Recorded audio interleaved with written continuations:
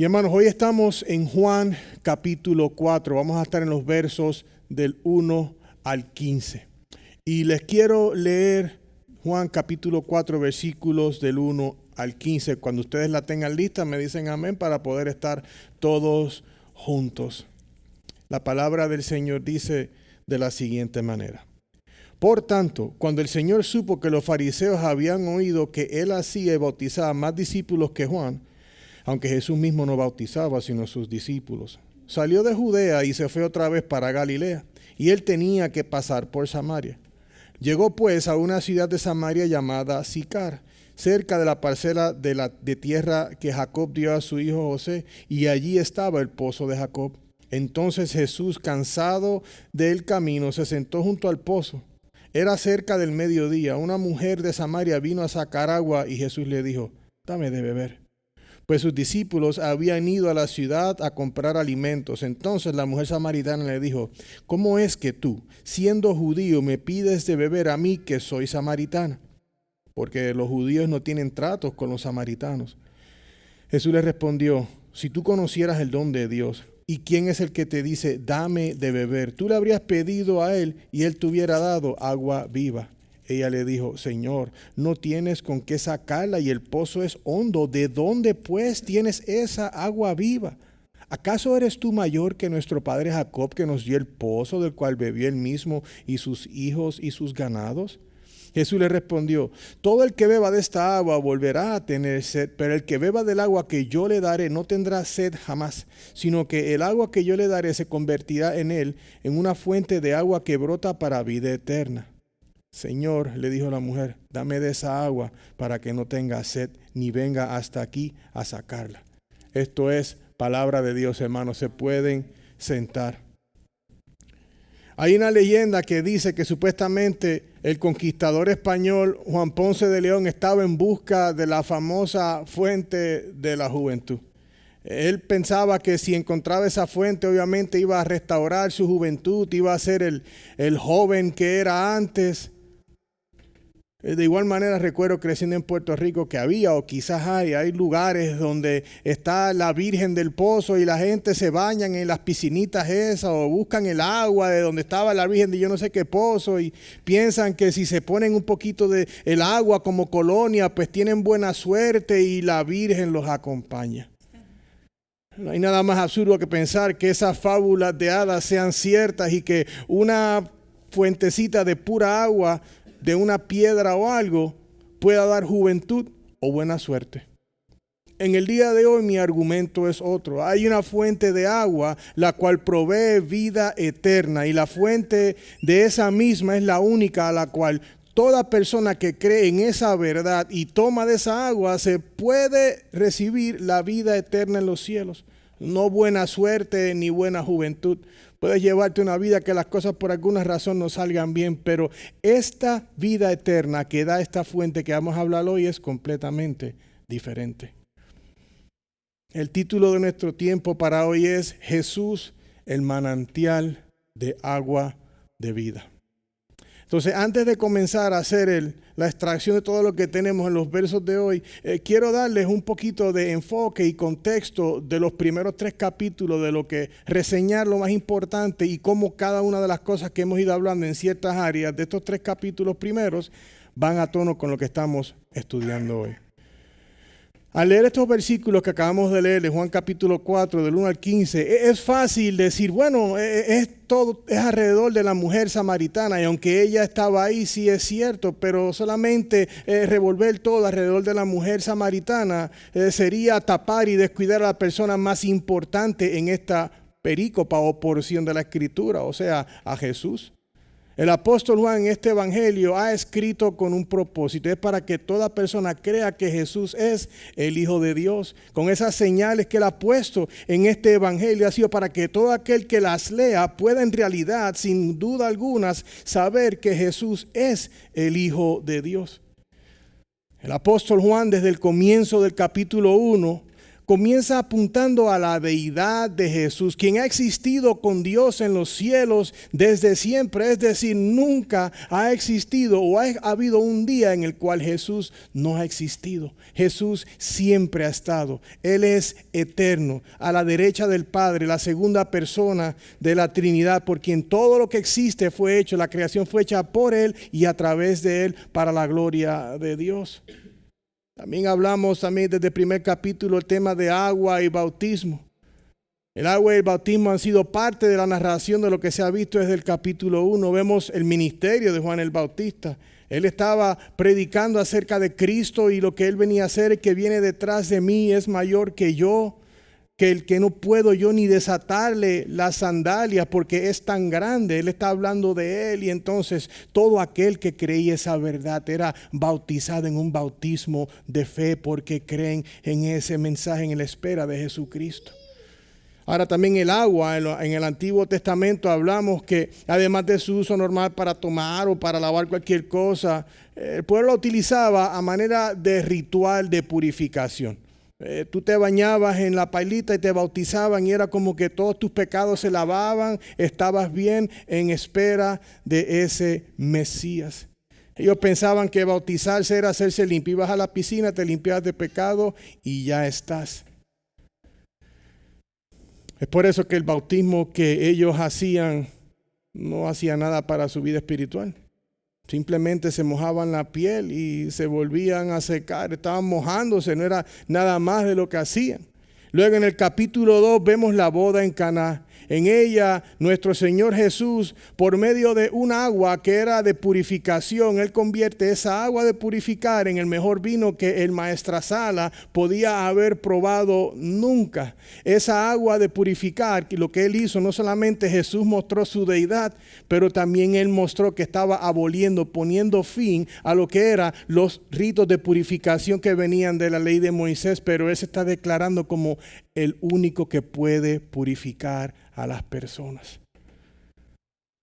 En el capítulo 3 nos recibe con Nicodemo, un prominente fariseo, hombre que va a ver a Jesucristo de noche y con esta gran admiración y reconocimiento de él, que definitivamente él le dice: tú tienes que estar con Dios porque lo que tú haces no hay sombra de duda que tú lo haces porque Dios está contigo. Hablamos como él estaba cierto, pero la falló porque Él es Dios. Pero bueno, vemos que Nicodemo, al decir esto, Jesucristo le viene con un comeback line, viene con otra detrás de él en el versículo 3 y él le dice: en verdad te digo que el que no nace de nuevo no puede ir al reino de los cielos. ¿Se imaginan a Nicodemo rascándose la cabeza? ¿Cómo que el que no nace de nuevo? Si yo soy un hombre mayor, ¿cómo esto es así? Y no se ha recuperado de esa, y el Señor le dice en el versículo 5: en verdad te digo que el que no nace de ¿qué? De agua y del Espíritu no puede entrar en el reino de Dios. Estamos viendo cómo el agua ha sido ya un tema que estamos viendo desde el capítulo 1.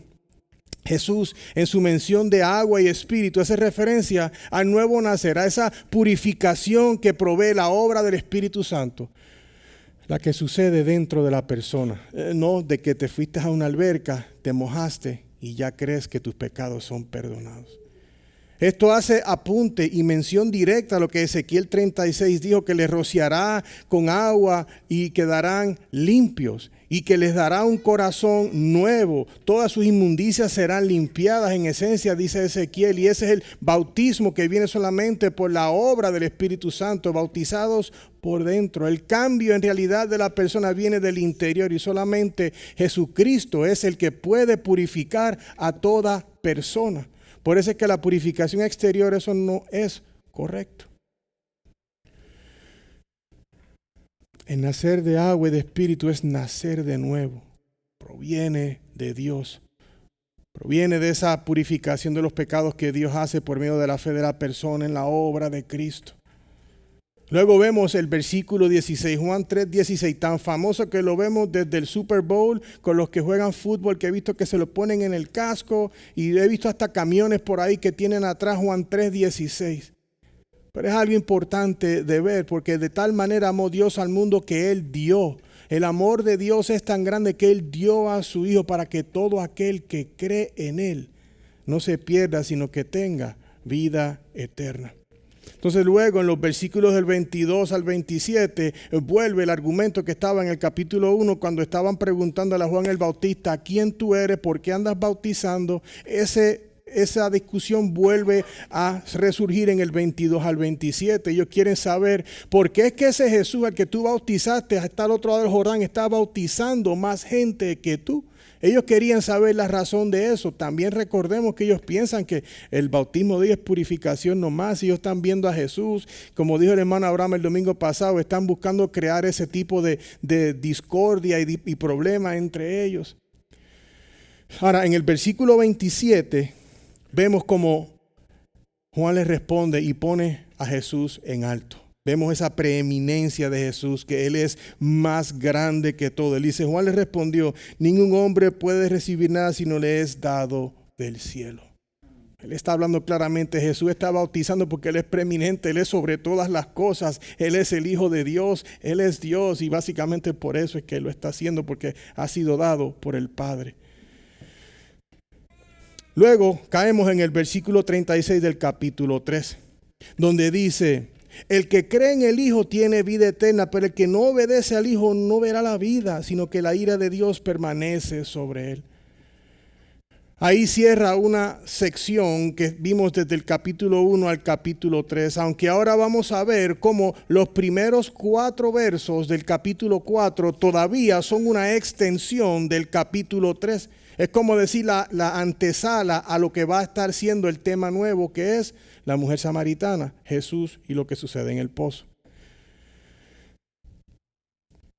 Ven como el apóstol Juan no solamente ha estado señalando a la deidad de Cristo, pero también a la purificación de los pecados que solamente está disponible a través de la fe de la persona en Cristo Jesús. El rito de la purificación que observaban los judíos era eso, era simplemente un rito.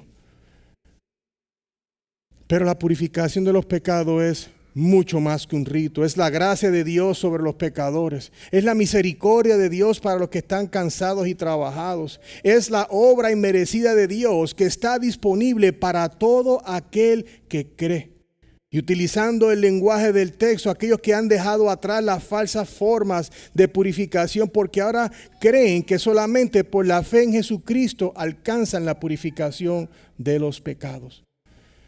No hay baño, no hay caminata, no hay nada que pueda hacer una persona para ganarse la salvación o tener la limpieza de sus pecados. Es la obra de Jesús y uno creer en esa obra y arrepentirse de sus pecados. Aquellos de ustedes que han sido bañados con las aguas del nuevo nacimiento, porque yo lo vi así, yo le decía a Maribel esta semana mientras estudiaba, nos vemos que voy para Samaria.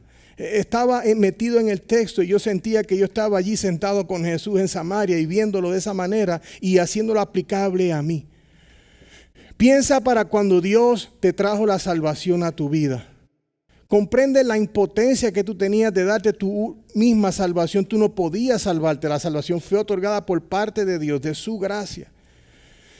Cómo esa agua limpia del evangelio cae sobre nosotros y cuando miramos hacia atrás vemos la suciedad, como cuando uno va al monte y te pegan un cubetazo y tú ves toda la tierra que sale. El agua limpia de Jesús se enlodaba con nuestro pecado, pero según bajaba ese lodo, nosotros estábamos siendo limpios poco a poco. Hermano, solamente el agua purificadora de Dios en Cristo Jesús es la que puede limpiar a todo pecador que viene por la fe a Él. En el día de hoy, el apóstol Juan, en el verso 1 del capítulo 4 y 15, está narrando todo esto que vamos a ver que sucedió ahí en eso del pozo. Vamos a ver por qué Él tuvo que ir a Samaria. Si Él iba para Galilea, ¿por qué Él pasó por Samaria? Vamos a ver la importancia del pozo, la mujer y qué es lo que en realidad Dios ha puesto aquí que nosotros podamos entender a mejor claridad para que cuando entonces estemos en esto, al final vamos a poder ver alguna aplicación válida para nuestras vidas. Amén. La primera parada que vamos a hacer hoy es del versículo 1 al 4. Y vamos a ver la travesía de Jesús de Judea a Samaria y el propósito de esa travesía. Luego en el versículo 5 al 9 vamos a ver la llegada de Jesús finalmente a Samaria y su encuentro con la mujer samaritana. Y nuestra tercera parada del día de hoy va a ser el versículo del 10 al 15 y vamos a estar hablando de la fuente de agua de vida.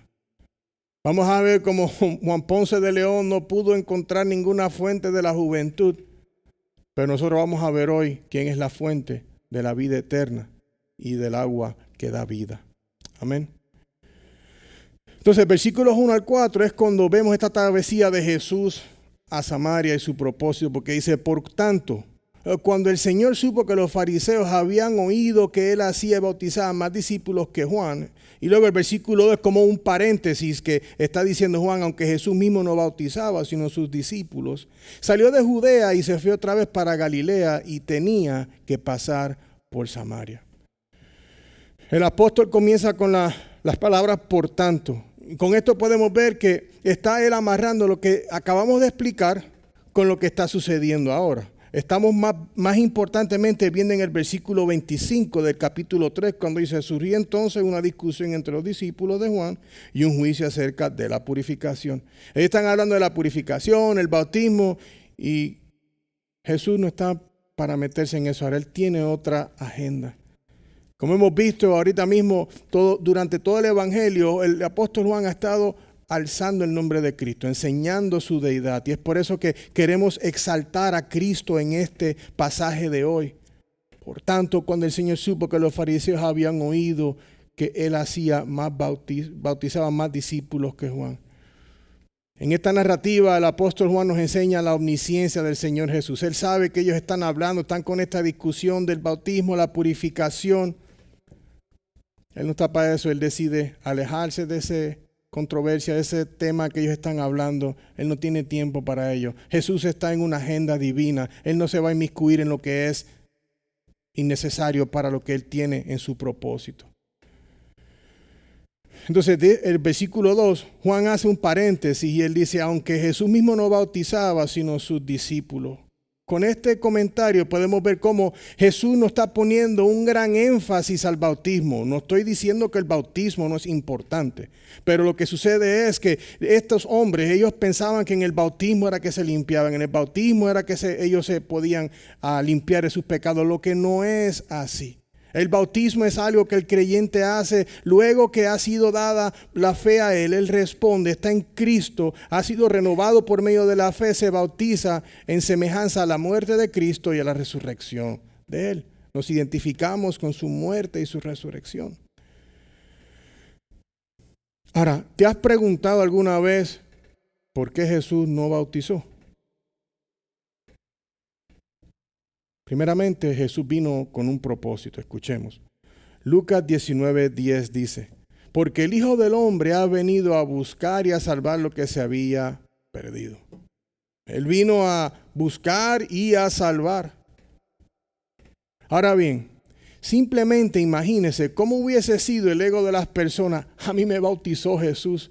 Tu bautizo no está bueno, al mío sí que es real. Me bautizó Jesús, el controversial, el que es el Hijo de Dios, el Mesías. Podría ser piedra de tropiezo. Él vino a predicar el reino de Dios y a hacer su obra. Por eso él puso a los discípulos a que fueran ellos los que estaban bautizando. Es más, un ejemplo como esto también lo podemos ver en Pablo. Cuando Pablo le dice a los corintios lo siguiente, en 1 Corintios 1, del 14 al 17. Él les dice, doy gracias a Dios que no bautice a ninguno de ustedes excepto a Crispo y a Gallo, para que nadie diga que fueron bautizados en mi nombre.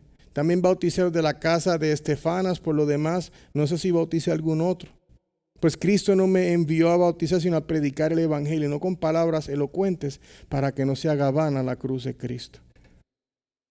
El bautismo es importante, pero nos tenemos que enfocar en la palabra. Si nos enfocamos en la predicación del evangelio, Dios es el que puede salvar a las personas, porque el evangelio es que el poder de Dios para salvar a cualquier persona. Una vez la persona es salva, porque estamos fielmente predicando la palabra, entonces los bautizamos y los ponemos en discipulado y todo lo que tiene que suceder. Pero el enfoque de la iglesia es en predicar la palabra de Dios, porque Dios es el que salva.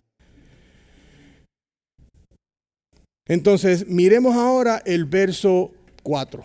Porque él dice, y él tenía que pasar por Samaria. Ahí si no lo lee nada más que a relieve, uno dice, él tenía que pasar como que andaba obligado, como que la mamá le dijo, te tienes que ir por Samaria. No, no es así. Es por eso que es importante tener un poco de contexto para poder entender. Y voy a darles a relieve un poco de contexto. El último rey de Israel fue Salomón. David muere, su hijo Salomón cae en la silla, él es rey.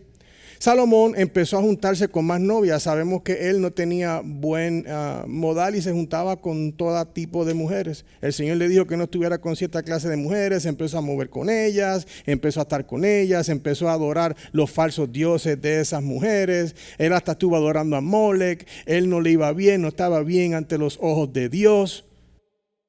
Él muere. Su hijo va a la silla, nada mejor tampoco. Él empezó a traer impuestos altos, también el pueblo estaba adorando falsos dioses, la cosa no iba bien. Rehoboam tenía un asistente, Jeroboam, en su reino.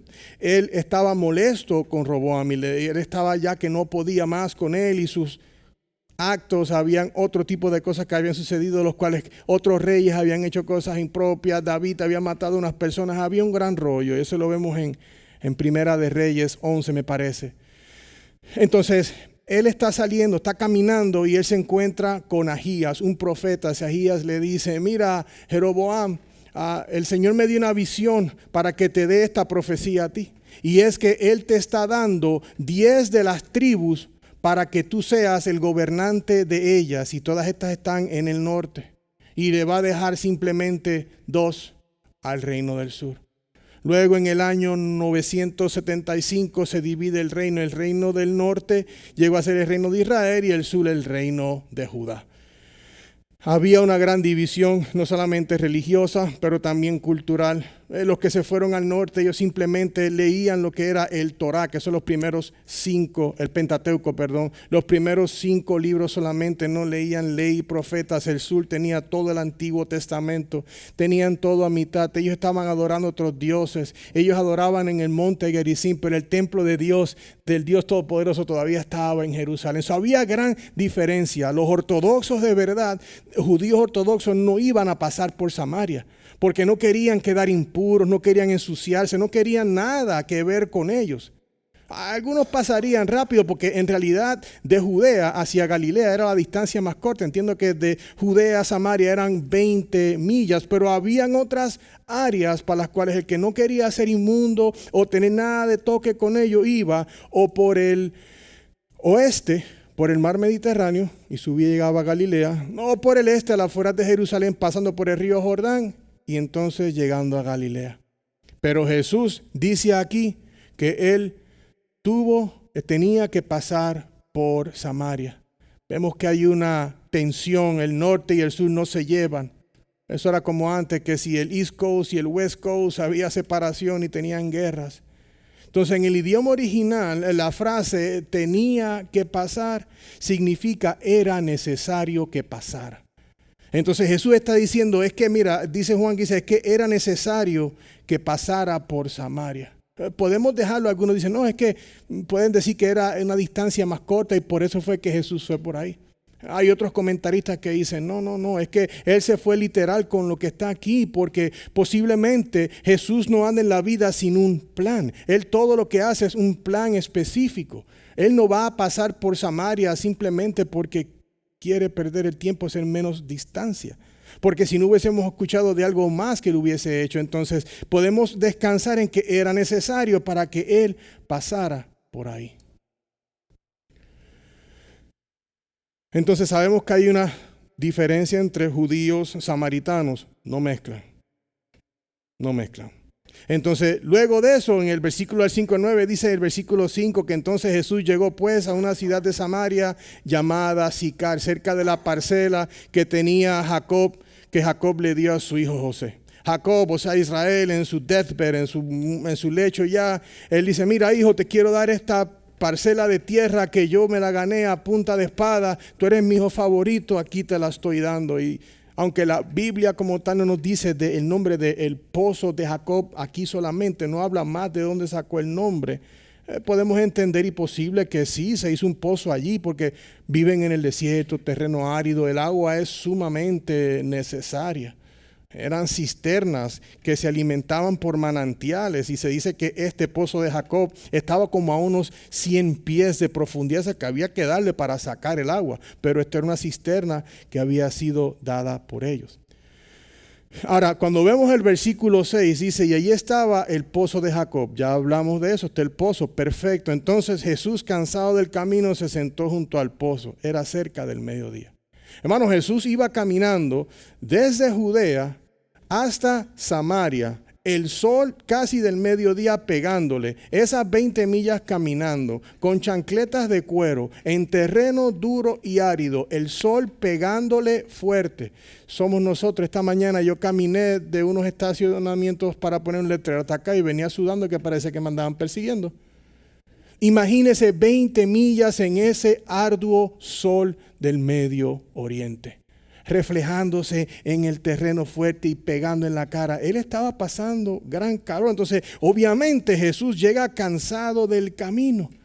Pero ¿qué vemos de esto? Porque tenemos que ver no solamente lo explícito, pero lo implícito. Al él llegar cansado, estamos entendiendo de que es la humanidad de Jesús. Él no era un superhéroe, un transformer que era una computadora. Él en realidad tomó forma de hombre. Y él siente y padece. Él caminó, lo más seguro le daría calambre, le daría la pierna, está sudado. A mí, pónganse a pensar. Entonces, no podemos sobrepasar los ojos de ver que la humanidad de Jesús está aquí. Vemos cómo él sintió cansancio y sed como lo sentimos nosotros. Vemos como sabemos que a él también le da hambre entonces. Él se ponía triste, él lloró cuando su amigo Lázaro murió. Él lloró cuando vio a Jerusalén y se acordó de sus pecados. Dice que en Jesus wept, el verso más corto, él lloró. Él siente como nosotros. Entonces, ¿qué nos dice esto, hermano? Que tenemos un Salvador, tenemos a un Dios que no está distante de nosotros. Él tomó forma humana y Él sabe cuando tú estás cansado porque Él también se cansó. Él le daba sed como nos da sed a nosotros. Él le daba hambre. Todo eso, frío, calor, como usted y yo, porque en realidad Jesús es Dios que tomó forma humana. A mí me gusta lo que dijo J.C. Ryle en su comentario. Yo voy a tener que pasarle royalties porque en verdad que en el estudio del libro de Juan ha sido pero buenísimo. Dice, Cristo Jesús puede entrar de lleno en todo lo que pertenece a la condición del hombre. Los pobres, los enfermos y los que sufren tienen en el cielo a uno que no solo es un Salvador todopoderoso, sino un amigo muy sentido. We don't have a strange God. Él no está lejos, que no entienda. Entonces, como podemos ver, Jesús es el Salvador que entiende y comprende el dolor de usted, el dolor mío, el dolor de sus hijos, el dolor de todo ser humano. Él entiende todo. Él recibió todo menos el pecado. Jesús nunca pecó, nunca pecará, 100% puro y limpio. Entonces, ¿qué vemos de aquí, hermano? Que cuando te sientas débil, que no puedes más, ve a Cristo, Él te entiende. Cuando estés deprimido, ve a Cristo, no llames a un amigo que no vas a recibir lo que necesitas. Cuando no tengas fuerza ni para quejarte de tu dolor, ven a Cristo. Él comprende tu dolor y te dará el aliento en tu caminar que tú necesitas. En Él tenemos un Salvador que no está distante ni ajeno, porque Él sabe lo que es estar cansado. A mí me gusta lo que le dijo Pablo a los filipenses en relación a ese confiar en el Señor, ¿no? Porque quiero que recalquemos la confianza que tenemos que tener en el Señor. Porque, hermano, ¿cuántos de nosotros decimos que confiamos en el Señor hasta que se pone el agua hasta el borde? Señor, yo confío en ti. Y cuando viene el problema, dice, ay, papá, yo creo que no. Pero yo los quiero animar en el día de hoy como me estoy animando yo. No estoy aquí parado más alto porque estoy más arriba, pero yo creo en esta verdad completa y los quiero animar. Pablo le dice a los filipenses en Filipenses 4:6, por nada estén afanosos. Antes bien en todo, mediante oración y súplica con acción de gracia, sean dadas a conocer sus peticiones delante de Dios. y la paz de Dios, que sobrepasa todo entendimiento, guardará sus corazones y sus mentes en Cristo Jesús. La importancia de esto aquí, este ánimo, es que el corazón es el centro de las emociones, donde todo brota. Entonces, si nuestro corazón no está bien, ¿cómo vamos a estar nosotros? ¿Y dónde es que el enemigo nos ataca primeramente? Entonces, si las mentes de nosotros no están bien claras en el Señor y no están en Cristo Jesús, vamos a estar fuera. Es por eso que vamos a donde Él, porque Él entiende nuestro cansancio. Nuestro Cristo fue tentado, pero no pecó. Así que podemos ir a Él con toda honestidad y recibir aliento de Él. Más importante, podemos escuchar de las palabras que Él fue el que nos dijo en Mateo 11, 28 y 29. Él dice, vengan a mí, todos. Y en el idioma original significa eso mismo, vengan a mí todos. Los que están cansados y cargados, y yo los haré descansar. Tomen mi yugo sobre ustedes y aprendan de mí, que yo soy manso y humilde de corazón. Y hallarán descanso para sus almas, porque mi yugo es fácil y mi carga ligera. Confía en el Señor. Vemos la humanidad de Cristo aquí, pero Él es 100% Dios, 100% hombre. Él no va a fallar. Nadie le puede hacer daño a Cristo, pero recuerda que Él tuvo forma humana como tú y puedes entender que Él sabe tu dolor. Y muchas veces tenemos que tragarnos las lágrimas y seguir hacia adelante. Ya el versículo 7 al 9 es cuando Jesús tiene este encuentro con la mujer samaritana. Dice, una mujer de Samaria vino a sacar agua y Jesús le dijo, dame de beber. Pues sus discípulos habían ido a la ciudad a comprar alimentos. Juan ha sido bien curioso. En algunas partes él inserta oraciones como estas para como que explicar lo que él está diciendo. Porque dice, ¿para dónde están los discípulos? Bueno, no estaban con él porque fueron a comprar comida. Es que uno dice, pero ¿cómo es que estos hombres fueron a buscar comida si no confían en los samaritanos y no quieren comer de ellos? Bueno, varios de los que estuve estudiando mencionan cómo ellos quizás comida seca sí comerían. Imaginemos cuscús quizás o algún tipo de frutas secas, algún tipo de carne seca o pescado seco. Pensarían que como estaba seco en el sol y demás, era safe para comer. Así que vamos a atribuirle esa verdad a eso y estaban buscando alimentos. Pero más bien podemos entender que en el propósito del Señor ellos tienen que buscar alimentos para Él estar a solas con esta dama y darle con todo mientras Él le habla a ella. Versículo 9 dice, entonces la mujer samaritana le dijo, ¿cómo es que tú, siendo judío, me pides de beber a mí, que soy samaritana? Como hablamos, los judíos no tienen trato con los samaritanos. Aquí podemos ver la razón por la cual el Señor pasó por Samaria. Tenía que ver a esa mujer.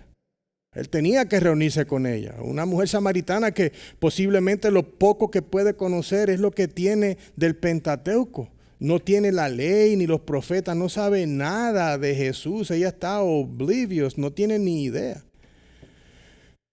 Entonces uno se pone a preguntar, entonces, ¿qué es lo tan significativo de la mujer samaritana? Porque si nos ponemos a ver, para el tiempo en que ella vivió, tiene un double negative, tiene un doble negativo para lo que era su tiempo. Era mujer y era samaritana.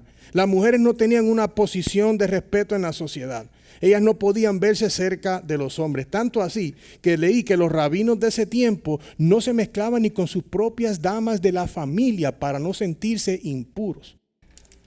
Imagínate que Cristo, un rabino, está hablando con una mujer y samaritana, que ellos no tenían que tener nada. Recuerden, los samaritanos eran judíos que ya estaban mestizados con otro tipo de personas de otras tribus y demás, y no eran puros, ya había de todo.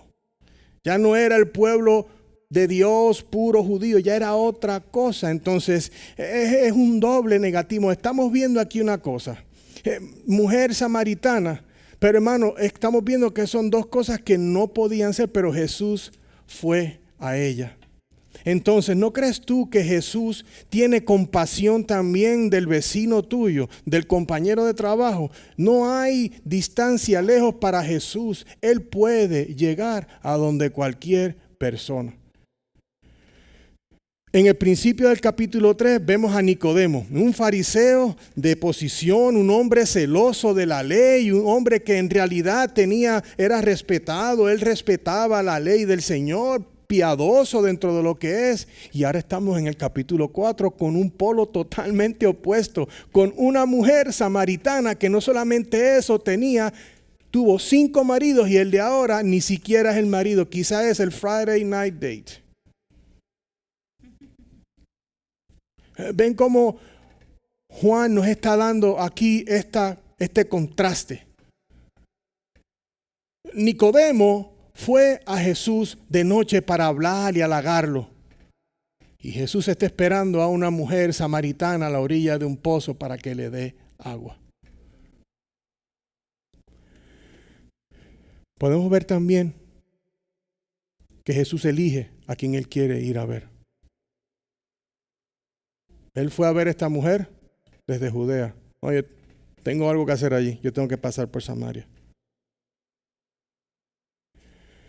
Entonces uno dice, pero ¿y por qué esta mujer, si sabe que es el mediodía y está caliente, como dicen en Puerto Rico, como para freír un huevo en la calle, ¿por qué va a ir esa hora del día? No hace sentido. Si hace calor, mire, no tal calce, ayer sacó mi perrito y estaba a 95. Dimos 20 pasos y él mismo empezó a virar, vamos para la casa. Estaba caliente, el perrito dice, no, como que me miraba y lo solté y él corrió para casa.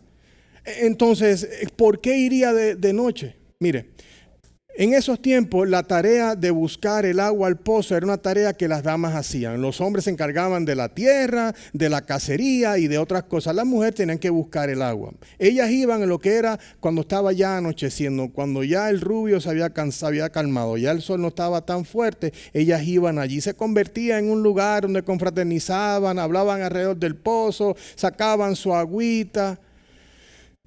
Pero esta señora, ella va al mediodía cuando el sol está picante y podemos entender de que obviamente si tenía 5 maridos, no sabemos la otra parte de su currículo, no sabemos qué otro tipo de cosas ella haya hecho, que la vergüenza la llevaba a no estar allí para que no le hagan preguntas o lo que fuera. Ella va al mediodía y lo menos que ella se esperaba ver era que iba a haber una persona esperando allí frente al pozo. Y cuando Jesús la ve, Él le dice, dame de beber. Ahora uno dice, pero ¿por qué le habrá preguntado? Bueno, por una no estaban los discípulos, que si no él tendría a los discípulos. Dice, oye, Pedrito, dame un vaso de agua. Pero también él hace esto para hacer conversación con ella. Ahora uno pensaría, caramba, pero leía de Charles Spurgeon que uno piensa, lo más normal es que a uno le decían cuando niño, el agua no se le niega. Pues uno diría, mira, dame de tomar, y pues uno se la da, pero aquí es que vemos la gran diferencia marcada entre judíos y samaritanos, porque vamos a continuar viendo cómo ella le dice que no entiende por qué ella le está pidiendo agua. Un rabino judío, una mujer samaritana sola al mediodía, ella está confundida, no entiende por qué él debería de saber mejor que eso. O sea, la contestación de ella no es una contestación fuera de lugar. A mí es normal como que, oye, pero no se supone que tú estés aquí. ¿Qué onda contigo? O sea, tú eres judío, yo soy samaritana, ¿por qué tú me estás pidiendo agua a mí? Vete, búscala tú. Jesús cruzó todo tipo de barreras culturales solo para encontrarse con una mujer pecadora que no tenía idea quién era él. Él pasó por Samaria, una mujer con más de 5 maridos que tuvo y otro novio más. Él pasó todo eso, no le importó, él fue a Samaria y fue a hablar con ella allí. Mis hermanos, qué regalo tan precioso es saber que Jesús ha pasado por todo el dolor de la cruz por pecadores como nosotros. Jesús caminó por todo ese lugar de calor, se sentó allí, sintió la sed y podemos entender de que estaba allí para tener una cita divina con esta mujer. Porque como vamos a leer la semana entrante del 16 al 22, vamos a ver 2 temas. Vamos a ver el tema del matrimonio, que él está hablando de los 5 maridos, y luego vamos a ver el tema de la adoración. Entonces estamos viendo que él está creando la relación para ir hablando con ella. Porque no podemos entrar de uno y decir el evangelio sin estar hablando. No, el Señor va trabajando, el Señor va atacando problemas espirituales, como lo ha hecho con Nicodemo y como lo hizo con el joven rico. Él siempre ataca a lo espiritual para tener la conversación requerida y no perder tiempo. Hay algunos que quizás están aquí y no han dado su vida a Cristo.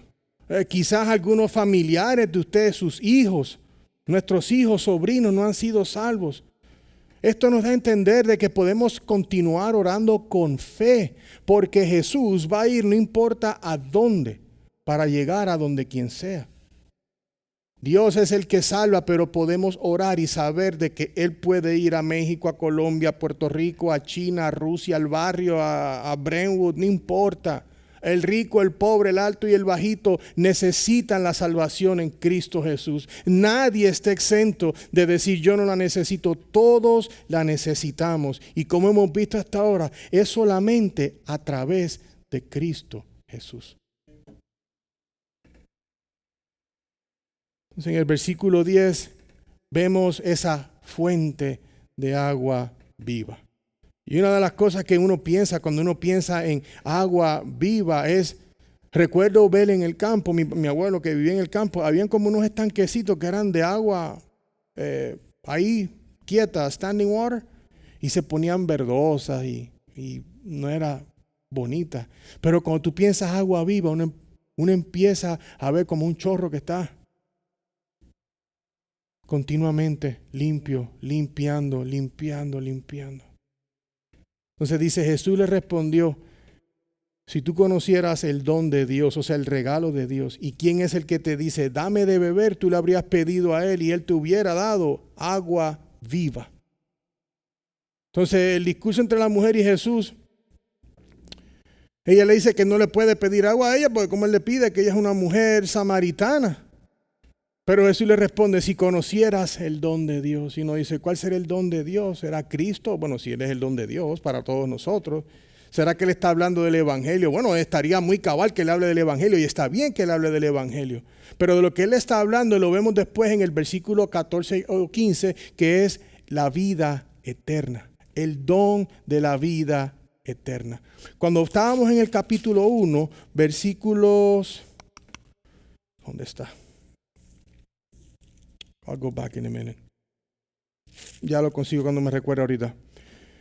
Es la vida eterna, hermano. Ese regalo que usted y ni yo podemos ir a comprar ni en Amazon ni en la tienda. Es por medio de la fe que somos dados la fe para poder ser salvos.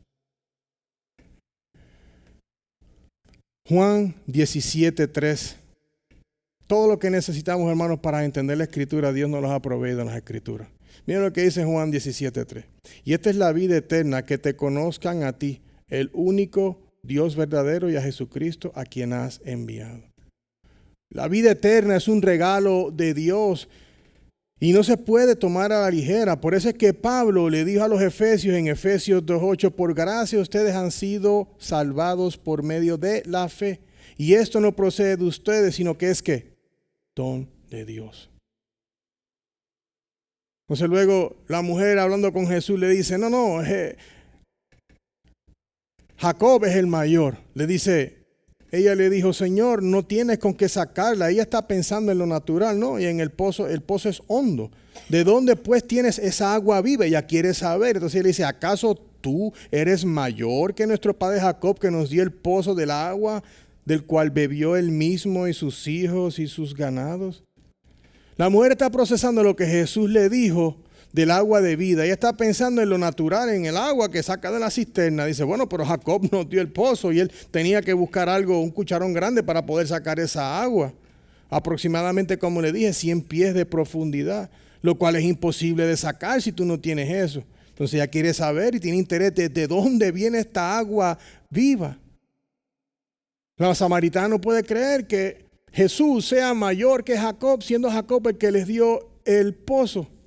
Lo importante de esto y lo interesante, piensen conmigo en esto. ¿Quién fue el que creó todas las cosas? Entonces, si Jesús creó el agua que tiene el pozo de Jacob, ¿de quién era? De nuestro Señor. Pero obviamente ellos no saben esto. Entonces, sabemos que Jesucristo es el mayor, porque lo que Él está ofreciendo allá no es agua natural, no es agua que pueda tomar para que le quite la sed, es el agua que le da vida. Juan 6:35 dice, yo soy el pan de la vida, el que viene a mí no tendrá hambre y el que cree en mí nunca tendrá sed. Mis estimados, ¿creen ustedes que Jesús es el agua que da vida? Jesús es mayor que Jacob. Jesús es mayor que Buda. Jesús es mayor que la Virgen María. Jesús es mayor que el Papa. Jesús es mayor que cualquier cosa en el planeta. Él es el agua que da vida. Jesús es mayor porque Él es Dios. El apóstol Juan dijo lo siguiente en su primera carta, capítulo 5, versículo del 11 al 12.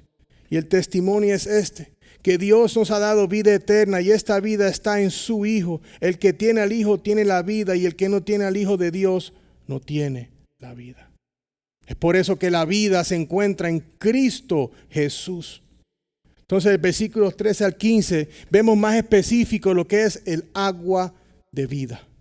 Si sabemos que hay un agua que te va a sanar, te la vas a tomar. Te va a hacer sentir mejor, no por usarlo de ejemplo, pero Adolfo no se siente bien y está tomando una agüita de electrolitos para sentirse mejor. Entonces, si uno ve un agua que te da vida, tú vas a querer tomártela porque te va a dar vida. Pero mire lo que estamos viendo aquí, porque obviamente no es agua natural que te tomas, si es una poción. I'm saved. Jesús le respondió: todo el que beba de esta agua volverá a tener sed. Pero el que beba del agua que yo le daré no tendrá sed jamás.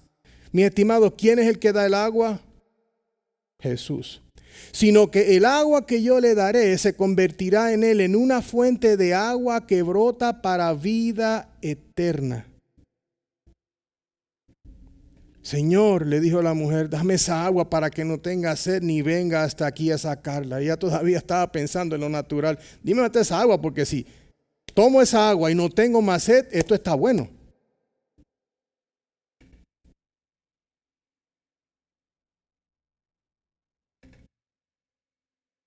La respuesta de Jesús a la pregunta del agua natural es directa.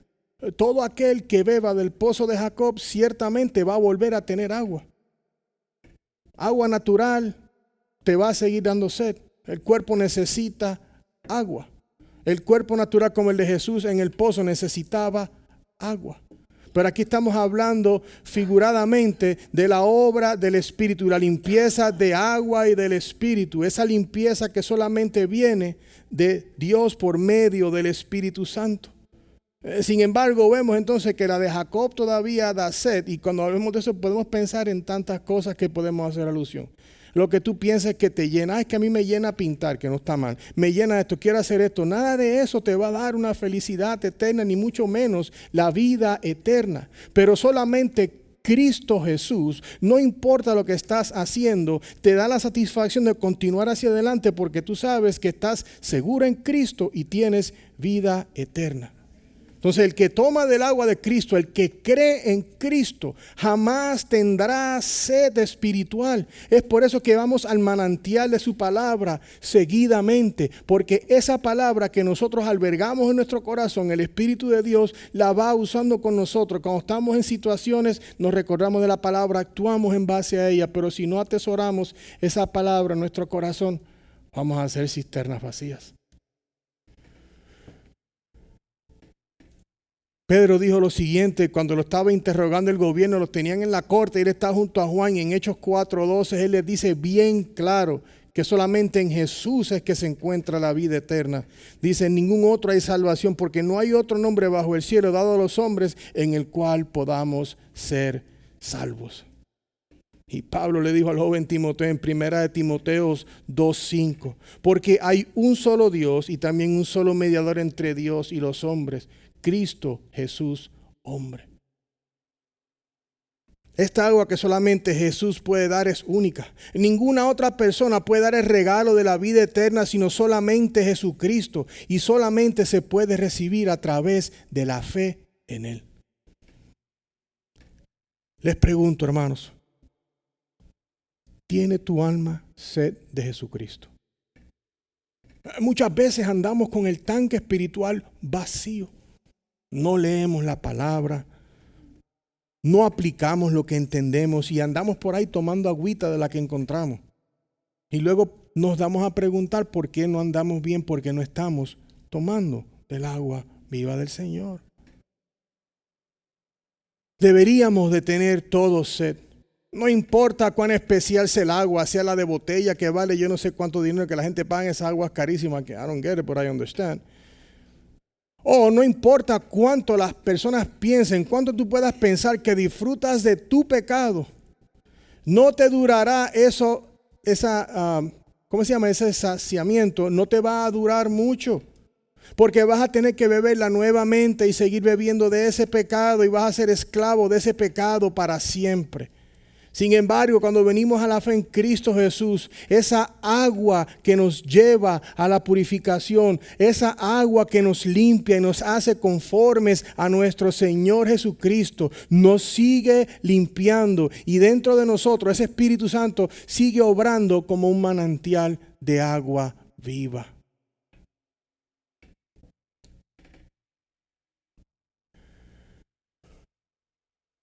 Recordemos las palabras de Nicodemo en el capítulo 3, que le dijeron a Jesús a Nicodemo.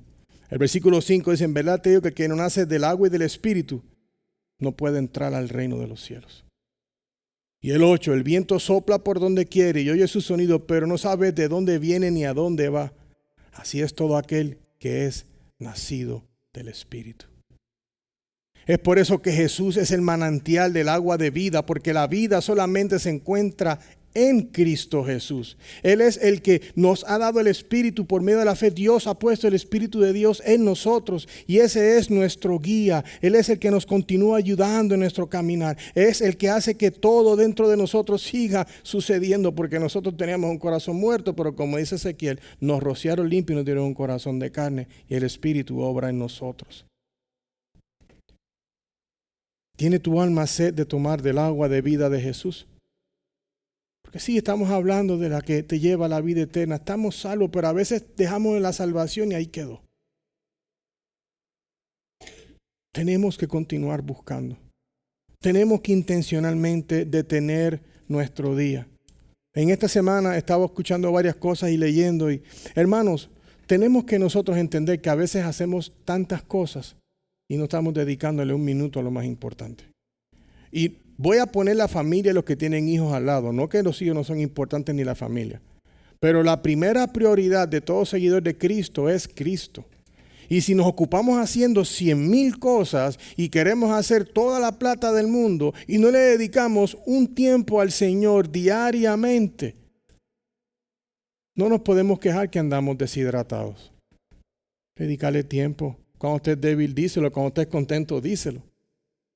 Buscando inteligencia, ora, busquen la palabra, pero no te retires del pozo del agua viva.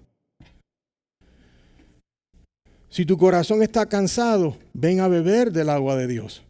Si tu corazón está alegre, sigue tomando del agua del Señor. No importa cómo estés, sigue tomando de esa agua para que aseguradamente no tendrás sed. Dios que dice que el que tome esta agua no tendrá problemas. Eso no lo puede garantizar. Vivimos en un mundo quebrado. Esto está loco. Vamos a tener problemas y tribulaciones. Pero su agua nos da vida eterna y en eso nos consolamos. Ese es el consuelo de toda persona que a una edad joven y temprana le digan, tienes una enfermedad terminal. Si está en Cristo, aunque le duele y llora y le dé miedo, dice, pero yo voy a ver a mi Salvador. Porque tu sed fue saciada el día en que Él te encontró en el pozo. El día en que tú sentías que nadie quería verte, que nadie te quería hablar, que tú eras menos que el cero. Pero Jesucristo fue a la cruz para que tú por la fe pudieras venir a la salvación y su palabra fuera dentro de ti como ríos de agua viva que te llevan hasta la eternidad, porque en esta palabra seguimos tomando y seguimos confiando hasta el día que la campana suene por última vez. A veces vemos la muerte como algo feo, pero cada vez lo miro y lo estudio y digo, la muerte es una bendición, porque vamos a ver a nuestro Señor Jesús. No más viles, eso está bueno.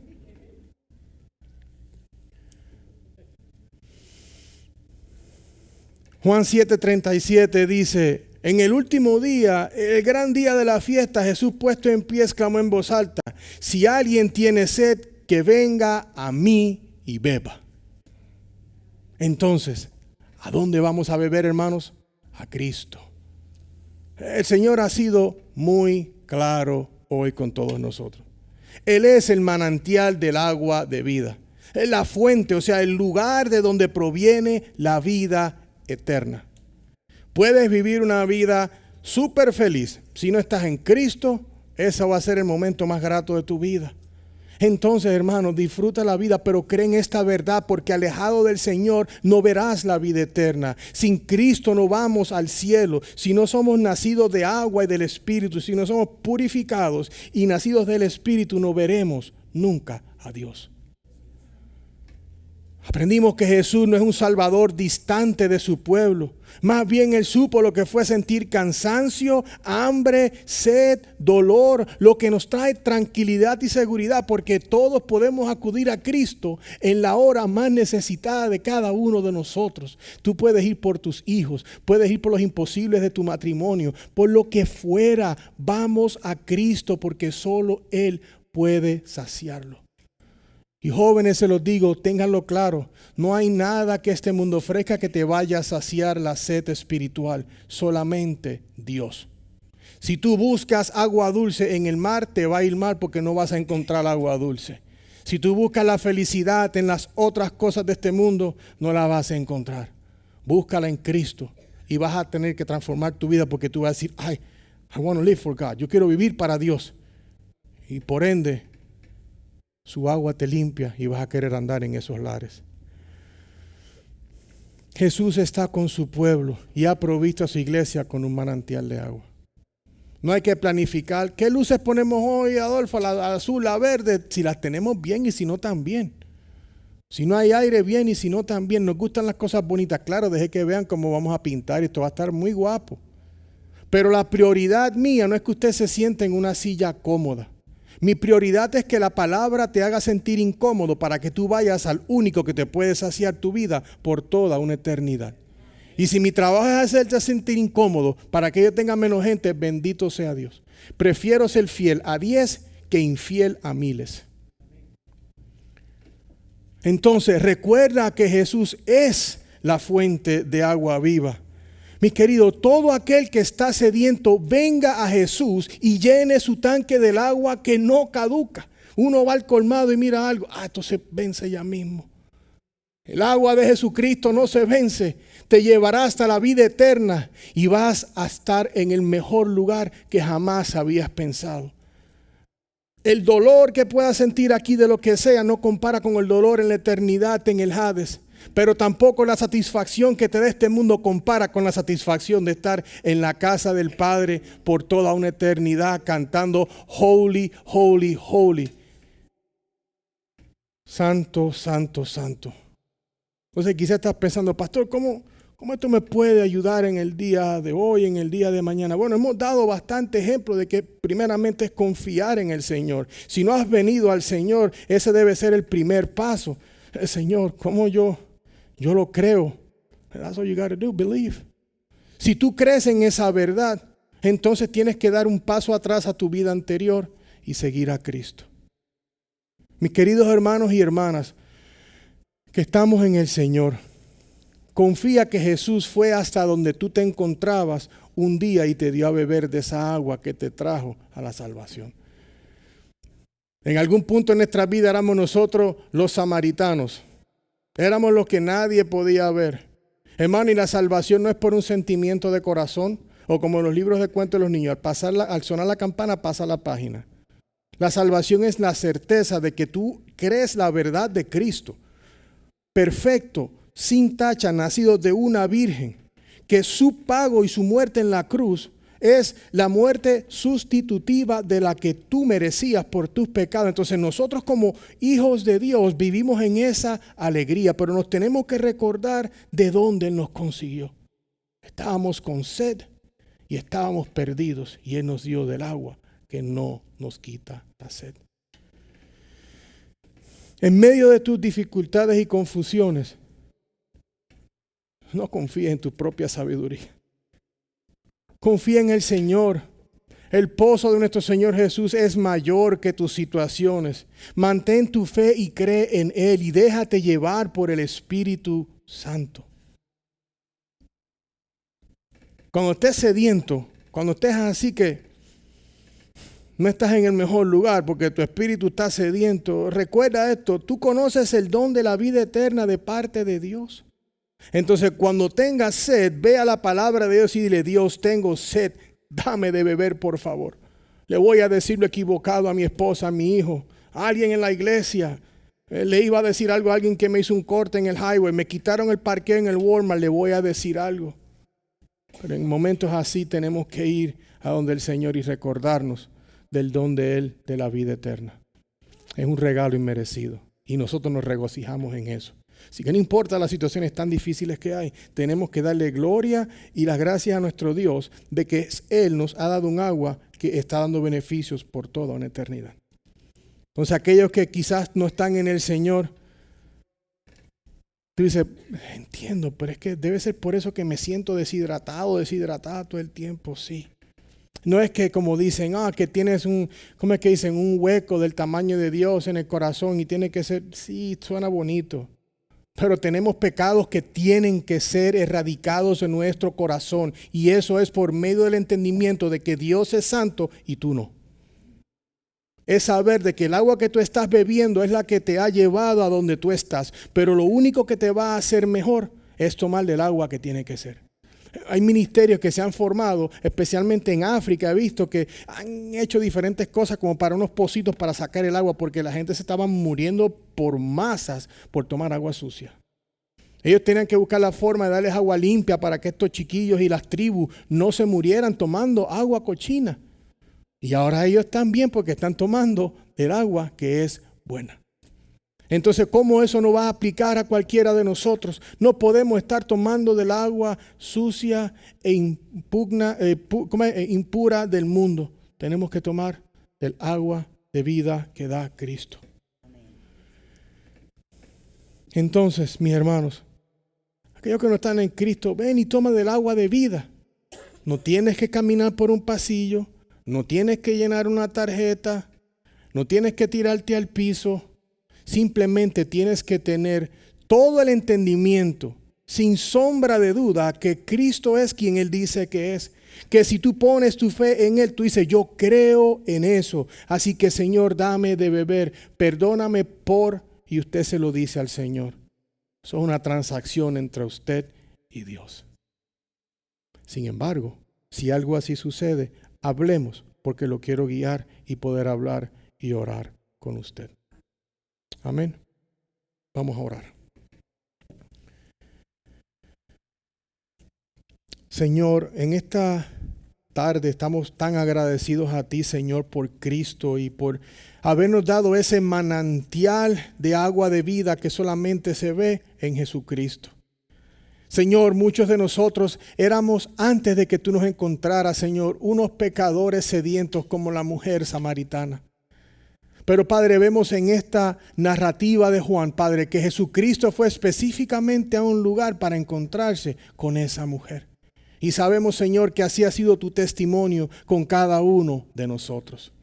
Pero, Padre, no es secreto que muchos de los que estamos caminando con Jesús, Señor, a veces estamos alejados, separados. Diferentes situaciones, Señor, nos han hecho sentir heridos, tristes. Pero, Padre, en este día yo sé que tú has animado corazones, porque a mí mismo en los estudios, como le decía Maribel, caminando por Samaria, Señor, qué delicia es poder caminar contigo. Qué gran alivio es saber que tú lo has dado todo por tu pueblo, Señor.